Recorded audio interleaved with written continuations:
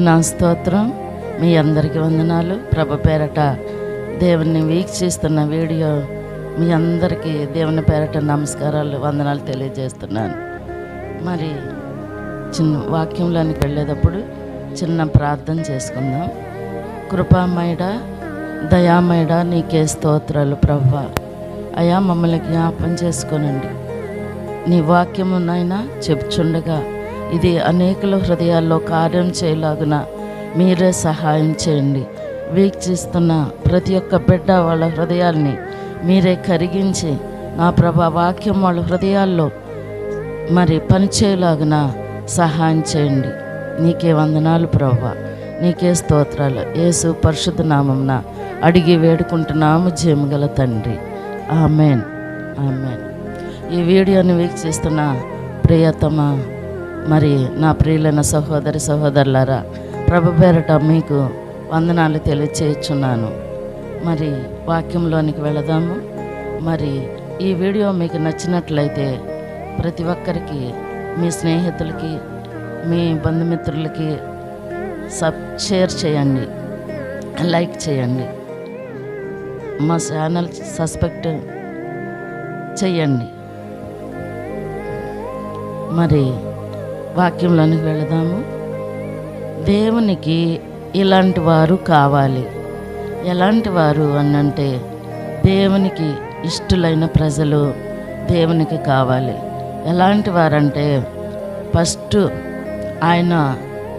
ఆయన సన్నిధిలో ఉండి కన్నీరు కార్చి మొరపెట్టే బిడ్డలు ముందు ఆయనకి కావాలి. ఎలాగంటే వివేకము కలిగి, ఒకటో పాయింట్, వివేకము కలిగి దేవుని వెదకువారు ఫస్ట్ ఆయనకి కావాలి. ఆ వివేకము కలిగిన వారంటే దేవుని సన్నిధిలో మరి రేయు మొదటి జామున లేచి మన అందరము కూడా దేవుని సన్నిధిలో ముందు వెదకాలి. 3 గంటల సమయంలో దేవుణ్ణి మనం వెదికితే మనకంటే ముందు సృష్టి యావత్తు కూడా పక్షులు, ఆకాశ పక్షులు చూడండి, అవి విత్తవు, కోయవు, మరి కొట్లలో కూర్చుకొనవు. వాటికంటే మీరు శ్రేష్ఠులు కాదన్నారు ప్రభు అయిన యేసుక్రీస్తు వారు. అలాగే మరి ఆకాశ పక్షులైతే 3 గంటలకు లేచి, కొన్ని 4 గంటలకు లేచి దేవుని స్తుతిస్తూ ఉంటాయి. మరి అలాగే మనుషులైన మనము కూడా దేవుని సన్నిధిలో 3 గంటల సమయంలో లేచి దేవుని ప్రార్థన చేయాలి, దేవుని వెదకాలి. వివేకము కలిగి దేవుని వెదకవారు కలరో అని ఆయన భూమి మీద కనుదృష్టి పెట్టి పరిశీలిస్తున్నారు. హల్లెలూయా. మరి కీర్తనల గ్రంథము 14వ అధ్యాయము 2వ వచనము చదువుకుందాం. బైబిల్ ఈ విధంగా మనకు బయలుపరుస్తుంది దేవుని వాక్యం. వివేకము కలిగి దేవుని వెదకవారు కలరేమో అని యెహోవా ఆకాశము నుండి నరులను పరిశీలించెను. హల్లెలూయా, హల్లెలూయా. వివేకము కలిగి దేవుని వెదకువారు కలరేమో అని ఆయన మరి యెహోవా ఆకాశం నుండి చూచి నరులను పరిశీలిస్తున్నారు. మనము మరి యేసయ్య కనుదృష్టి ఆకాశం నుండి ఆయన మనల్ని పరిశీలన చేస్తున్నారంట. నరులను పరిశీలన చేస్తున్నారంట. వివేకము కలిగి నన్ను వెతుకుతున్నారో లేదో అని ఆయన ఆకాశము నుండి భూమి మీద ఉన్నటువంటి సర్వ మానవాళి అయినటువంటి నరులను, మనల్ని ఆయన వెతుకుతూ ఉన్నారు, పరిశీలన చేస్తూ ఉన్నారు, పరీక్షిస్తూ ఉన్నారు. గనుక వివేకము కలిగి దేవుని వెదకాలి. హల్లెలూయా, హల్లెలూయా. జీవముగల దేవుడు, సర్వశక్తిమంతుడు, రేయు మొదటి జామున మనము యేసయ్యను వివేకముతో అడగాలి. ఉలరా దరారి అలరి కబదరా బలరా ఓలరా ఓలరియ బదరా బలరా ఓలరికదరా హంబలరా. జీవముగల దేవుడు, ఆత్మతో సంచారం చేస్తున్న దేవుడు మనతో మాట్లాడుతున్నాడు. గనుక మనము వేకువ జామున లేచి వివేకముతో దేవుని వెదకాలంట. హల్లెలూయా, హల్లెలూయా. అలాంటి వారు దేవునికి కావాలి. అలాంటి వారు దేవుని సన్నిధిలో దేవునికి ఇష్టలైన బిడ్డలుగా ఆయన తీర్చిదిద్దుకుంటాడు. హల్లెలూయా. రెండవదిగా నమ్మకము కలిగిన వారు దేవునికి కావాలి. హల్లెలూయా. ఎలాంటి వారంటే నమ్మకమైన వారుగా, నమ్మకస్తులు. దేవుడు మనకిచ్చిన పిలుపును బట్టి, ఆయన మనం పిలుచుకున్న విధానాన్ని బట్టి, ఆయన మనం చూస్తున్న విధానాన్ని బట్టి ఆయన మనం నమ్మకస్తులుగా ఉండాలి. ఆయన సన్నిధిలో ఆయన ఎదుట మోషేను గురించి ఆయన యేసుక్రీస్తు ప్రభుల వారు మాట్లాడి ఉన్నారు. మోషే నా ఇల్లంతటిలో నమ్మకమైన వాడు అని ప్రభు అయిన యేసుక్రీస్తు వారు మోషే గురించి సాక్ష్యం పలికి ఉన్నారు. అలాంటి సాక్ష్య జీవితము మనము కూడా యేసయ్య దృష్టిలో నమ్మకమైన వారిగా మనం ఉండాలి. మనుషుల దృష్టిలో నమ్మకం ఉన్నా లేకపోయినా, మరి దేవుని దృష్టిలో యథార్థ హృదయం కలిగి నమ్మకమైన వారుగా, దేవుణ్ణి ఇష్టలైన వారిగా మనం జీవించాలి.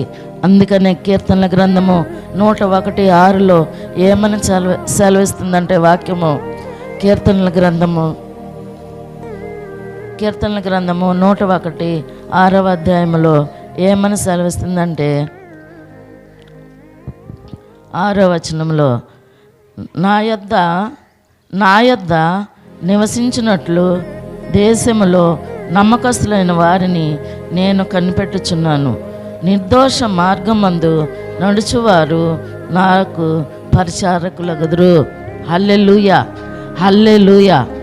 ఎలాగంట దేవుడు ఇక్కడ స్పష్టంగా చెప్తుంది, నా యొద్ద నివసించినట్లు దేశంలో నమ్మకస్తులైన వారిని నేను కనిపెట్టుచున్నాను. ప్రభు అయిన యెహోవా యొద్ద మనం నివసించాలంటే ఆయన ఎదుట మనం నమ్మకస్తులుగా ఉండాలి. అందుకని అంటున్నారు, నిర్దోష మార్గమందు నడుచువారు నాకు పరిచారకులదురు. నిర్దోష మార్గము, యథార్థమైన మార్గము, మంచి మార్గము, సత్యమైన మార్గము, ఆ మార్గంలో నడిచేవారిని దేవుడు ఎలా ఉంచుతారంట, నాకు పరిచారకులగుదురు. హల్ల రియల రిక బదర బలర హౌల రియల రియల రహౌ బదరిఖం బలర హదర.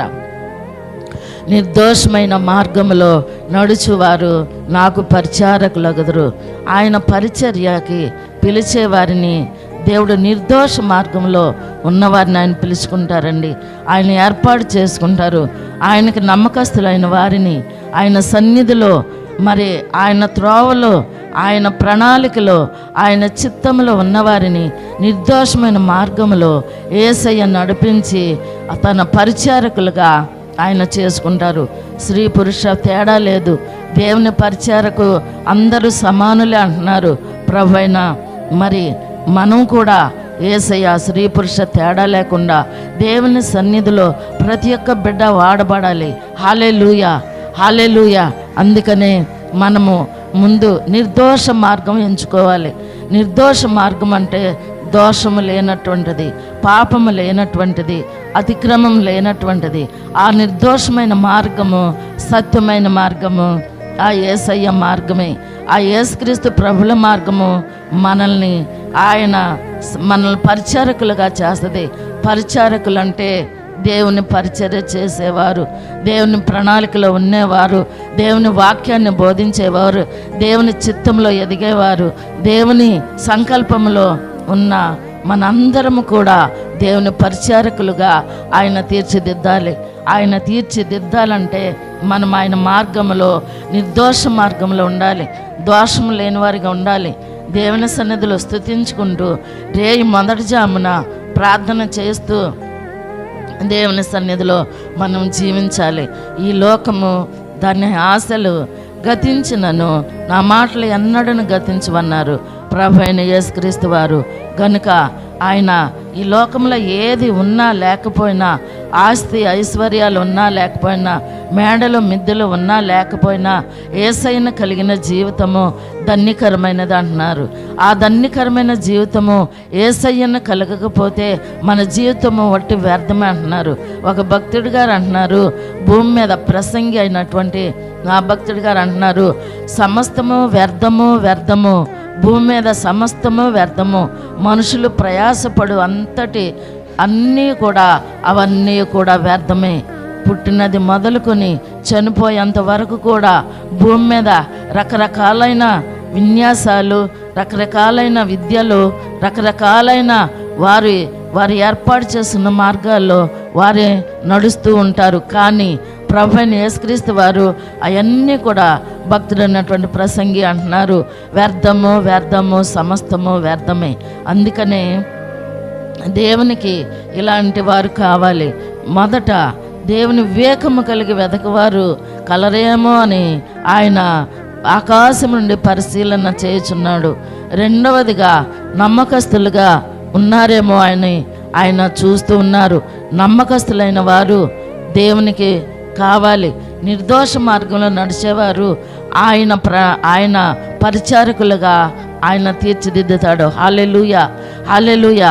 మూడవదిగా దేవుని చిత్తము నెరవేర్చువారు. దేవుని చిత్తములో మనము దేవుని నెరవేర్చువారు ఎలా ఉండాలి? దేవునికి ఆయన తల్లి గర్భములో నుండి నిన్ను పిండోత్పత్తిలో ఉండగానే నీ రూపురేఖలేంటో, నీ పరిస్థితి ఏంటో, నీ స్థితిగతులు ఏంటో, నువ్వే స్థితిలో ఉండాలో, నువ్వెలా ఉన్నాలో నీకన్నా నీ తల్లిదండ్రుల కన్నా ఒక ప్రణాళిక ఆయన నీ ఎడల కలిగి ఉన్నాడు. హల్లెలూయా, హల్లెలూయా. ఆ ప్రణాళికని ఆయన చిత్తములో దేవుని చిత్తం ప్రకారము నెరవేర్చిన వారే దేవుని చిత్తాన్ని బట్టి నెరవేర్చిన వారం అవుతాం. హల్లెలూయా. ఆ ప్రణాళికను మనం యేసయ్య సన్నిధిలో నెరవేర్చాలి. అదేంటో ఒకసారి చూద్దాం. అపోస్తుల కార్యములు 13వ అధ్యాయము 22లో బైబిల్ వాక్యం ఏమని సెలవిస్తుందంటే, అపోస్తుల కార్యము 13వ అధ్యాయము 22వ వచనంలో ఏమని సెలవిస్తుందంటే వాక్యం, తరువాత అతన్ని తొలగించి దావీదును వారికి రాజుగా ఏర్పరచును. మరియు ఆయన, నేను యెషయి కుమారుడైన దావీదును కనుగొంటిని. అతడు నా ఇష్టానుసారుడైన మనుషుడు. అతడు నా ఉద్దేశములన్నీ నెరవేర్చునని చెప్పి అతన్ని గూర్చి సాక్ష్యం ఇచ్చను. హల్లెలూయా, హల్లెలూయా. ప్రభువైన యేసుక్రీస్తు వారు మొదట ఏమనంటే, ఆ తరువాత వారు రాజు కావాలనని కోరగా దేవుడు బెన్యామీను గోత్రీకుడును కీషు కుమారుడనైన సౌలును వారికి 40 ఏండ్ల వరకు దయచేశాను. రాజుగా ఆ కీషు దేశాన్ని పరిపాలన చేయటానికి ముందు సౌలుని 40 దినాలు రాజుగా, 40 సంవత్సరాలు 40 ఏండ్లు రాజుగా ఆ దేశాన్ని పరిపాలన చేశారు. తరువాత మరి దేవునికి అయిష్టుడిగా ఉన్న ఆ సౌలును దేవుడు పక్కకి తొలగించి దావీదు కుమారుడైన యెషయి కుమారుడైనటువంటి దావీదుని రాజుగా మరి పట్టాభిషేకం చేశారు. హల్లెలూయా, హల్లెలూయా. అందుకే అంటున్నారు, అప్పుడు అంటున్నారు ఆ దావీదుని గురించి ఏమనంటే, తరువాత అతన్ని తొలగించి దావీదును వారికి రాజుగా ఏర్పరచను. మరియు ఆయన, నేను యెషయి కుమారుడైన దావీదును కనుగొంటిని. అతడు నా ఇష్టానుసారుడైన మనుషుడు. అతడు నా ఉద్దేశములను నెరవేర్చనని చెప్పి అతనిని గూర్చి సాక్ష్యం ఇచ్చను అంటున్నారు ప్రభువైన యేసుక్రీస్తు వారు. మరి యెషయి కుమారుడైన దావీదు నా హృదయానుసారుడు, నాకు ఇష్టమైన కుమారుడు గనుక అతన్ని మీరు రాజుగా చేయండి. ఆయన ఎందుకంటే నా చిత్తానుసారంగా అన్నిటినీ, నా కార్యాలన్నిటినీ ఆయన నెరవేర్చును, నా ఉద్దేశములన్నీ నెరవేర్చునని చెప్పి ఆయన గూర్చి సాక్ష్యం ఇచ్చను. మరి ప్రభువైన యేసుక్రీస్తు వారు అభాగ్యులైన, అయిష్టులైన, దేవునికి ఇష్టం లేని, మరి దేవుని చిత్తం నెరవేర్చకుండా తన ఇష్టమైన మార్గంలో తమకి ఇష్టమైన మార్గాన్ని ఏర్పాటు చేసుకుని ఆ మార్గంలో నడుచుకుంటే దేవుని చిత్తం ఏంటో, దేవుని ప్రణాళిక ఏంటో, దేవుని ఏర్పాటు ఏంటో తెలుసుకోకుండా వాళ్ళ ఇష్టమైన రీతిలో నడుచుకుంటే దేవుడు తాను హెచ్చించిన, ఆయన ఇచ్చిన స్థితిని తొలగించి మరొకరికి దేవుడు దయచేసేవాడు. ఎందుకంటే ఆయన చిత్తాన్ని, ఆయన ప్రణాళికని నెరవేర్చేవారు ఎవరైతే ఉంటారో ఆయన వారిని ఎన్నుకుంటారు. హల్లెలూయా ఓ బదరా, హల్లెలూయా. దేవా స్తోత్రం. పరిశుద్ధుడు, జీవం గల దేవుడు, సర్వశక్తిమంతుడు గనక మరి యెషయా కుమారుడైనటువంటి దావీదు అందరికన్నా కడసారిపి వాడు, ఆఖరి వాడు. 7 దావీదు కుమారులు. ఆ 7 దావీదు కుమారులు 7 కూడా 6 మరి సమూయేలును అభిషేకం చేయమని రాజుగా మరి యెషయా అడిగినప్పుడు ఆ సమూయేలు అంటున్నారు, అయ్యా మరి నీ కుమారులు 7 ఉన్నారు, వాళ్ళు 7 నువ్వు రప్పించు, వారిలో దేవుడు ఎవరినైతే రాజుగా అభిషేకం చేయాలని అంటారో నేను అతన్ని అభిషేకం చేస్తాను. నువ్వు చెప్పిన వారిని కాదు, నేను చెప్పిన వారిని కాదు, దేవుడు ఎవరినైతే అభిషేకం చేయమంటారో వాళ్ళనే నేను రాజుగా అభిషేకం చేస్తాను, నేను అభిషేకిస్తానని చెప్పి మరి సమూయేలుతో దేవుడు చెప్పి ఉన్నాడు యెషయాతో. అప్పుడు యెషయా కుమారులు 6 వచ్చారు. పెద్దవాడు మొదలుకొని 6 వరకు కూడా వస్తే అతడు కాదు, ఇతడు కాదు, ఇతడు కాదు, ఇతడు కాదు అని చెప్పి 6 గురించి కూడా ఇతను కాదు అని అంటే, మరి ఎవరయ్యా, ఇంకెవరున్నారు, ఇంకెవరన్నా ఉండారా నీ కుమారులు అంటే ఇంకెవరూ లేరు, ఒక ఆయన ఉండారు. ఆ 7వ అతను ఆయన గొర్రెలకు కాపరిగా మరి గొర్రెలు కాసుకుంటున్నాడు. 7వ వాడు ఆయన 8వ వాడు. మరి ఆయన ఉన్నాడు, ఆయన కడసారిపోడు అంటే ఆయన పిలిపించండి అని చెప్పి అంటారు. ఆయన పిలిపించినప్పుడు మరి ప్రభు అయిన యేసు మరి యెషయా ఆ కుమారుని కూడా పిలిపిస్తారు. ఇదిగో ఆయన వచ్చేటప్పుడు ఇతన్నే నేను ఎన్నుకున్నాను, ఇతడే అందమైన వాడు, గుండ్రని కళ్ళు కలిగిన వాడు, దేవుడి చిత్తంలో ఉన్నవాడు, దేవుని ప్రణాళికలో ఉన్నాడు, దేవుని ఏర్పాట్లో ఉన్నవాడు, ఆయన పిలుపు మేరకు వచ్చినవాడు గనక దేవుడు ఆ దావీదుని ఎన్నుకున్నాడు. ఈ మరి నిన్ను నన్ను కూడా ఆయన ఎన్నుకోవాలంటే ఆయనకిష్టమైన ఆయన చిత్తాన్ని నెరవేర్చే వారంగా మనం ఉండాలి. అందుకే అప్పుడు సౌలు తర్వాత రాజుగా దావీదుని రాజుగా ఎన్నుకున్నారు.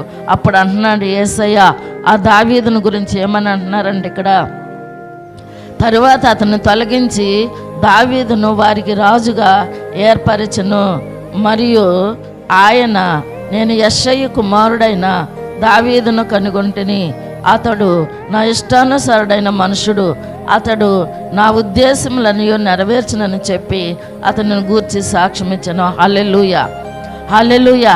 నా ఇష్టానుసారమైన మనుషుడు, అతడు నా ఉద్దేశములన్నీ నెరవేర్చునని చెప్పి అతన్ని గూర్చి సాక్ష్యం ఇచ్చాడు. అందుకని దేవుని చిత్తం నెరవేర్చువారు, దేవుని ప్రణాళికలను నెరవేర్చేవాడు, దేవుని చిత్తంలో ఎవరైతే ఉంటారో వాళ్ళే దేవునికి, ఇలాంటి వారు దేవునికి కావాలి. ఇలాంటి దేవుని ప్రియులైన మీ అందరూ కూడా దేవుని సన్నిధిలో దేవుని ప్రణాళిక చొప్పున ఈ లోకము దాని ఆశలు గతించిన నా మాటలు ఎన్నడూ గతించవన్నారు ప్రభు అయిన యేసుక్రీస్తు వారు. ఈ వీడియోని ప్రతి ఒక్క బిడ్డకి నా హృదయపూర్వక నిండు వందనాలు తెలియజేస్తున్నాను. ఈ లోకంలో ఏది శాశ్వతము కాదు, శాశ్వతమైన మన ప్రభు అయిన యేసుని నమ్ముకో. రక్షణ దినం ఆయనే రక్షణ, ఆయనే నీకు మార్గాన్ని సరళం చేసేవాడు. మరి ఇప్పటి వరకు ఈ వాక్యం వీక్షిస్తున్న మీ అందరికీ కూడా నిండు హృదయపూర్వక వందనాలు. మరి చిన్న ప్రార్థన చేసుకుందాం. ప్రియ సహోదరి సహోదరులారా, మీరందరూ కూడా కళ్ళు మూసుకుని దేవుని సన్నిధిలో కొద్దిసేపు దేవుని ప్రార్థన చేసుకుందాం. కృపగల దేవా, ప్రేమగల మా తండ్రి, దయగల దేవా, నీకు వందనాలు, స్తోత్రాలు ప్రభువా. ఇప్పుడు ఉన్నటువంటి వాక్యము మా హృదయాల్లో కార్యం చేయలాగిన సహాయం చేయండి. దేవునికి ఇష్టలైన ప్రజలుగా మమ్మల్ని చేయండి ప్రభువా. అయ్యా, నీ చిత్తం నెరవేర్చేవారుగా, నీకు ఇష్టమైన వారముగా, నీకు నమ్మకస్తులైన వారముగా, వివేకము కలిగి నిన్ను వెదకువారుగా మమ్మల్ని తీర్చిదిద్దమని మా హృదయాల్లో నీ యొక్క వాక్యము పనిచేయలాగిన సహాయం చేయండి తండ్రి. ఈ కొద్ది ప్రార్థన నీ సన్నిధిలో చేర్చుకుని ప్రతిఫలం దయచేయమని యేసు పరిశుద్ధ నామమున అడిగి వేడుకుంటున్నాము జీవగల తండ్రి. ఆమెన్.